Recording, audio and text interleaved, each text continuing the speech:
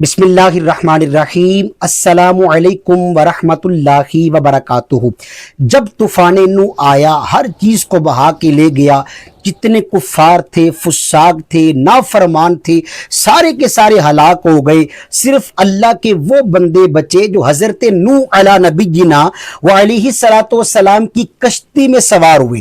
لیکن اس دور کے اندر ایک ایسی بڑھیا بھی موجود تھی جو مومنہ تھی، اللہ کو ماننے والی تھی۔ وہ کشتی میں بھی سوار نہ ہو سکی، لیکن اللہ کی قدرت کے وہ طوفان کے درمیان وہ بھی سلامت رکھی، اور اللہ نے اس کے مکان، اس کی جھونپڑی کو بھی سلامت رکھا۔ اب اس کی سلامتی کا واقعہ کیا ہے؟ جب حضرت نوح علیہ نبینا علیہ الصلوۃ والسلام کشتی تیار کر رکھے تھے، وہ مومنہ بڑھیا آئی، یا نبی اللہ یہ آپ کشتی کیوں بنا رہے ہیں؟ آپ نے فرمایا، اے بڑی بھی، ایک بہت بڑا پانی کا طوفان آنے والا ہے، جتنے کفار ہوں گے وہ ہلاک ہو جائیں گے، لیکن جو اس کشتی میں سوار ہوں گے رب انہیں بچا لے گا عذاب سے۔ اس نے کہا، یا نبی اللہ جب طوفان کا وقت آئے تو مجھے اطلاع کر دینا تاکہ میں بھی کشتی میں سوار ہو جاؤں۔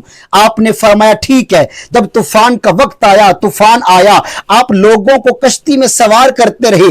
آپ کے ذہن سے یہ بات نکل گئی کہ بڑھیا کو بھی اس کشتی میں بٹھانا تھا۔ طوفان آیا، اس نے تباہی مچائی، کفار ہلاک ہو گئے، اللہ کا عذاب تھا طوفان نوح کی شکل میں، سارے بندے نیست و نابود ہو گئے۔ جب طوفان تھم گیا، جب یہ کشتی والے مومنین کشتی ایک جگہ پہ ٹھہری جو صحیح سلامت رہے، اللہ کے حکم سے، اللہ کے نبی کو ماننے والے، اللہ کی توحید کا اقرار کرنے والے، وہ بڑھیا پھر آئی، کہتی ہے، یا نبی اللہ وہ طوفان کب آئے گا؟